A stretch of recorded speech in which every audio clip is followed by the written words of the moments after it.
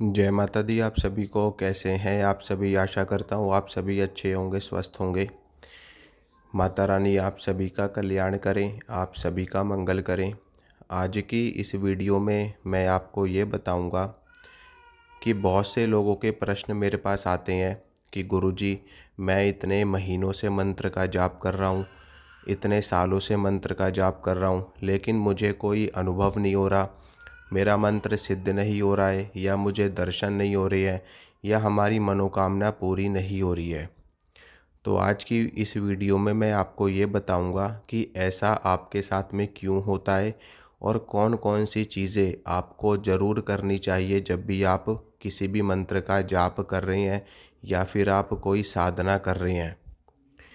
देखिए दोस्तों, जब भी आप किसी भी मंत्र का जाप करते हैं तो मंत्र के देवता होते हैं। आपने कोई भी मंत्र उठाया, ठीक है, चाहे भगवान शिव का हो, चाहे माँ दुर्गा का हो, हनुमान जी का हो, हर मंत्र के देवता होते हैं और वो देवता मंत्र में वास करते हैं।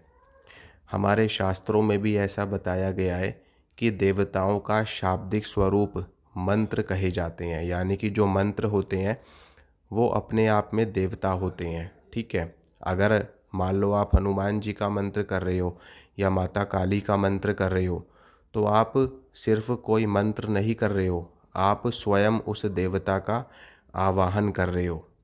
उदाहरण के तौर पे पंचाक्षरी मंत्र का उदाहरण लेते हैं।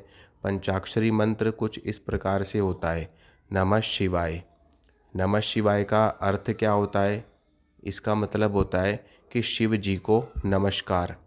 जब इसमें आप ओम लगा करके इसका जाप करते हैं तो ये षडाक्षरी बन जाता है, यानी कि 6 अक्षरों का बन जाता है। और इसमें जो ओम जोड़ दिया जाता है, ओम जोड़ देने से ओम का मतलब होता है कि इस ब्रह्मांड की संपूर्ण शक्ति जिस बीज में समाहित है उसे ओंकार कहते हैं। यानी कि ब्रह्मा विष्णु महेश त्रिदेवों की शक्ति और त्रिदेवियों की शक्ति ओंकार के अंदर समाहित है। तो जब किसी भी मंत्र के आगे ओम लगा देते हैं तो वो मंत्र और भी ज़्यादा शक्तिशाली और भी ज़्यादा ऊर्जावान हो जाता है। तो मंत्र जो होता है वो अपने आप में देवता का रूप माना जाता है। अब क्या होता है कि किसी भी देवता को आप यूं ही डायरेक्ट नहीं बुला सकते। मान लो आप ओम नमः शिवाय का जाप कर रहे हो, या आप नवारण मंत्र कर रहे हो, या आप द्वादशाक्षर मंत्र कर रहे हो, या आप कोई भी शाबर मंत्र कर रहे हो, तो किसी भी देवता को आप डायरेक्ट नहीं बुला सकते। ईश्वर ने, परमात्मा ने, प्रकृति ने कुछ नियम निर्धारित किए हैं और उन नियमों का पालन स्वयं देवताओं को भी करना पड़ता है। मनुष्य अपने नियमों का पालन करते हैं, देवता अपने नियमों का पालन करते हैं। अब आपके घर में कोई भी देवता तभी प्रवेश करेगा जब तक उस देवता को आपके घर की जो पितृ होते हैं उनकी पितरों की जब तक कृपा आपके ऊपर नहीं होगी तब तक वो देवता भी आपके घर में प्रवेश नहीं करेंगे। इसी प्रकार से घर के जो कुलदेवी होते हैं, कुलदेवता होते हैं, जब तक उनकी कृपा नहीं होगी आपके ऊपर तब तक आपके घर में वो देवता, वो शक्ति प्रवेश नहीं करेगी। मान लो आप अपने घर में किसी शक्ति का आवाहन कर रहे हैं, मान लो आप माँ दुर्गा की शक्ति का आवाहन कर रहे हैं, या फिर आप किसी भी कोई भी आप सिद्धि कर रहे हैं, कोई माता लक्ष्मी का मंत्र आप सिद्ध कर रहे हैं, या आप किसी यक्षिणी का, किसी भी अप्सरा का मंत्र सिद्ध कर रहे हैं। उदाहरण के तौर पे मैं आपको समझा रहा हूँ। ठीक है, माँ दुर्गा तो बहुत बड़ी शक्ति है, जगत माता है, वो आना चाहे तो वैसे भी आ सकती है, उनको कोई भी नहीं रोक सकता। ना ही पितृ रोक सकते हैं, ना ही कुलदेवी कुलदेवता रोक सकते हैं, ना ही और कोई शक्ति उनको रोक सकती है, क्योंकि वो आदि शक्ति है, परमेश्वरी है। ठीक है, लेकिन क्या होता है कि जब देवी देवता अपने ही बनाए नियमों को तोड़ देते हैं तो फिर वहाँ पर जो प्रकृति का जो एक न्यायिक विधान है उसका पालन कैसे होगा। इसीलिए जो देवी देवताओं के लिए नियम बनाए गए हैं उनका पालन वो स्वयं भी करते हैं। मान लो भगवती ने या परमेश्वर ने, भगवान ने जो भी नियम बनाए, अगर वो उन्हीं अपने ही नियम बनाए नियमों का पालन नहीं करेंगे तो मनुष्य और जीव जंतु उन नियमों का पालन कैसे करेंगे।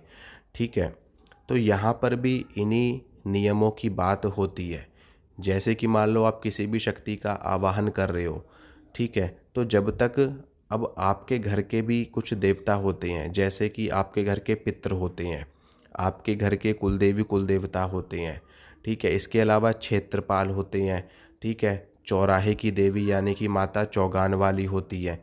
तो ये 3-4 शक्तियाँ ऐसी होती हैं जिनको मनाए बिना, जिनको पूजे बिना आप किसी भी शक्ति का आवाहन अपने घर में नहीं कर सकते या किसी भी स्थान पे आप नहीं कर सकते, ठीक है। पितरों को पूजना ज़रूरी होता है क्योंकि पितरों की कृपा से ही आपकी उत्पत्ति हुई है। आप अपने पितरों की वजह से ही इस धरती पर आए हैं, ठीक है। दूसरा, कुलदेवी कुलदेवता। कुलदेवी कुलदेवता के आशीर्वाद से आपके घर की उन्नति हो रही है, आपके घर की तरक्की हो रही है, आपके पूर्वजों की उन्नति हुई है, आपकी उन्नति हो रही है।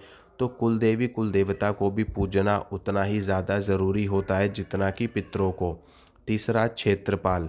क्षेत्रपाल जो होते हैं वो पूरे क्षेत्र के राजा माने जाते हैं, पूरे क्षेत्र के नायक माने जाते हैं, इसलिए उनको भी पूजना ज़रूरी होता है। अगर आप क्षेत्रपाल को नहीं पूजेंगे तो आपके क्षेत्र में वो जो संबंधित शक्ति है जिसको आप आवाहन कर रहे हैं, जिनको आप बुलाना चाहते हैं, वो शक्ति प्रवेश नहीं कर पाएगी क्योंकि उनको क्षेत्रपाल की अनुमति नहीं मिलेगी। चौथा, माता चौक चौराहे वाली, माता चौगान वाली, ठीक है, जिन्हें हम माता मसानी भी कहते हैं। अगर आप उनको नहीं मनाओगे, उनको नहीं पूजोगे तो भी आपके पास में कोई भी शक्ति नहीं आएगी, चाहे वो बड़ी शक्ति क्यों ना हो, चाहे वो छोटी शक्ति क्यों ना हो। बड़ी शक्तियाँ जो होती हैं वो आने को आ सकती हैं, लेकिन वो शक्तियाँ अपने ही बनाए नियमों को कैसे तोड़ेंगी। तो आप खुद सोचिए, यहाँ पर बात ये होती है कि कोई शक्ति छोटी है या कोई शक्ति बड़ी है, ये बात नहीं है।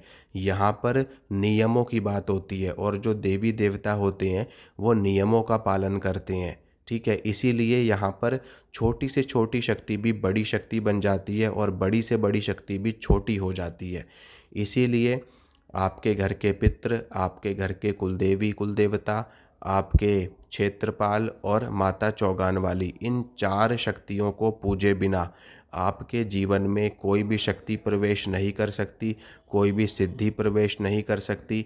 चाहे आप हनुमान जी की साधना करते हो, चाहे आप माँ दुर्गा की साधना करते हो, चाहे आप भगवान शिव की साधना करते हो, चाहे आप माता लक्ष्मी की, भगवान विष्णु की साधना करते हो, आप किसी भी देवी की, किसी भी देवता की, किसी भी पीर की, किसी की भी साधना आप करते हो, जब तक आप इन 4 देवताओं को, 4 शक्तियों को नहीं पूजते हो, तब तक आपके पास में दुनिया की कोई भी शक्ति नहीं आएगी, ठीक है। मैं ये दावे के साथ कह रहा हूँ क्योंकि हमने इन चीज़ों का अनुभव किया है, ठीक है। जब मैं भी अपनी साधना की लाइन में नया था तो मैं भी साधनाएं करता था और मुझे भी इन चीज़ों का ज्ञान नहीं था।